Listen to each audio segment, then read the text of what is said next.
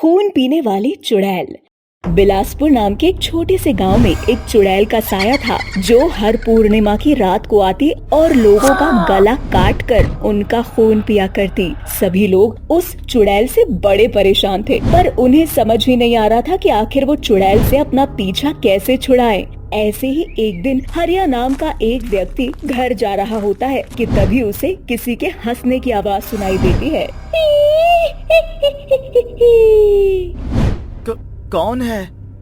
मुझे अब तक तूने नहीं पहचाना या फिर पहचान कर भी अनजान बन रहा है? भूल गया आज पूर्णिमा की रात है। क्या आज पूर्णिमा की रात है और मैं, हे भगवान, अब मैं क्या करूं? अब मैं खुद को इस चुड़ैल से कैसे बचाऊं? अब तू नहीं बचेगा, मरेगा हरिया, मरेगा।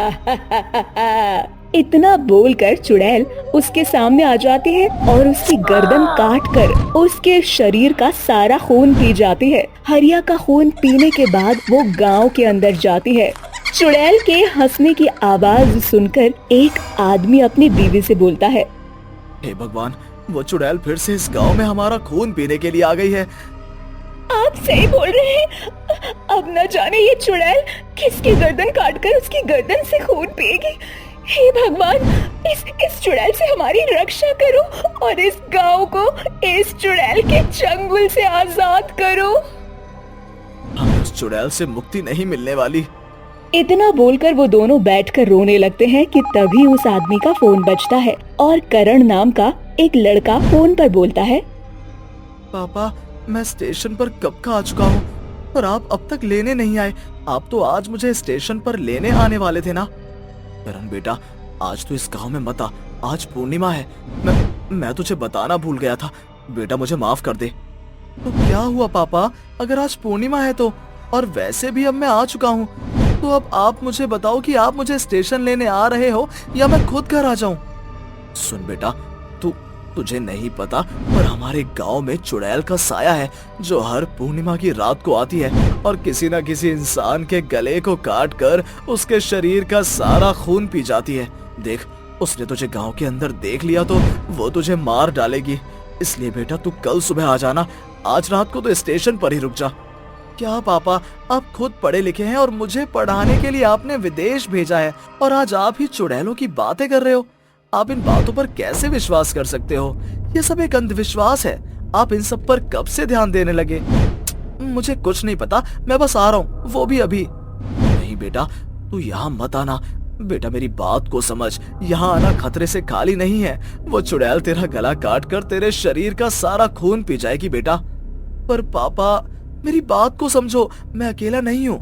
मेरे साथ जाने माने आचार्य जी हैं। मैं उनको स्टेशन पर नहीं रोक सकता, इसलिए मैं बस अभी इसी वक्त गांव आ रहा हूँ आचार्य जी के साथ। अब मुझे कुछ नहीं बोलना। इतना बोलकर करण फोन रख देता है। इसके बाद गुरु आचार्य जी करण से बोलते हैं, क्या हुआ बेटा, तुम इतने परेशान क्यों हो? और तुम अपने पापा से किस बात के लिए लड़ रहे थे? माफ कीजिए गुरुजी, पर पापा हमें लेने के लिए नहीं आ पाएंगे। अब हमें खुद ही अकेले गांव जाना होगा। नहीं आ पाएंगे? कोई समस्या है बेटा? हाँ गुरुजी, पापा चाहते हैं कि मैं गांव में ना आऊं क्योंकि हमारे गांव पर किसी खून पीने वाली चुड़ैल का साया है। अब आप ही बताइए गुरुजी, ऐसी कोई चुड़ैल होती है जो पूर्णिमा की रात को आकर इंसान का गला काट कर उसकी गर्दन से सारा खून पी जाए? करण बेटा, तुम मुझे बताओ, क्या हवा होती है?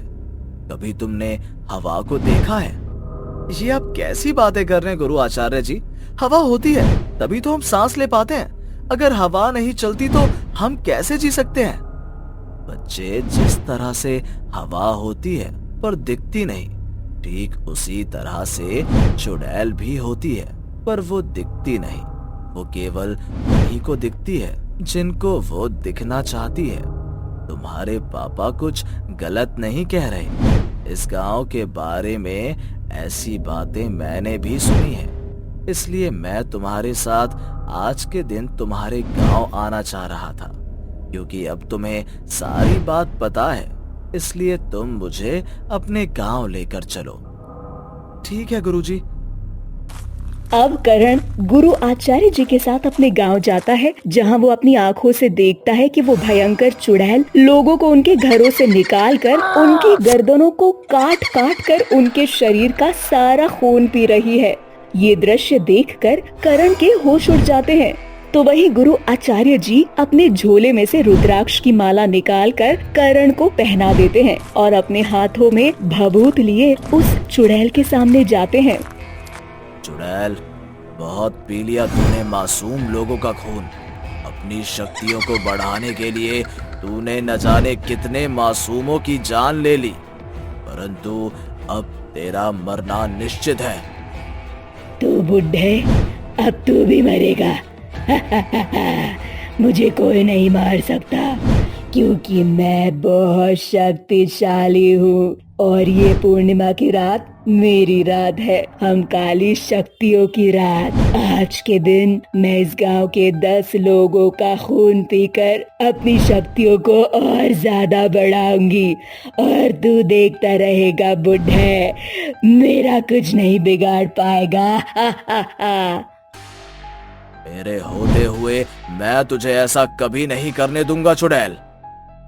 इतना बोलकर आचार्य जी चुड़ैल के ऊपर मंत्र पढ़कर भभूत फेंकते हैं, जिसके बाद उस चुड़ैल के शरीर में करंट लगता है और वो गुस्से में गुरु से बोलती है, बुड्ढे, अब मैं सबसे पहले तेरी गर्दन काटकर तेरे शरीर का सारा खून पीऊंगी, उसके बाद इन गाँव वालों का। इतना बोलकर चुड़ैल जैसे ही आगे बढ़ती है, गुरुदेव उसके ऊपर पवित्र गंगा जल डाल देते हैं, जिसके बाद चुड़ैल के शरीर में आग लग जाती है और वो चिल्लाते हुए बोलती है, ये मेरे शरीर में आग कैसे लग गई? मुझे इतना दर्द क्यों हो रहा है? मेरी शक्तियाँ कम क्यों हो रही है? क्योंकि पूर्णिमा की रात खत्म हो चुकी है चुड़ैल, और तू आज 10 जनों का खून नहीं पी पाई। जिसके बाद चुड़ैल जलकर राख हो जाती है और सभी गांव वालों को उस चुड़ैल के आतंक से हमेशा के लिए छुटकारा मिल जाता है।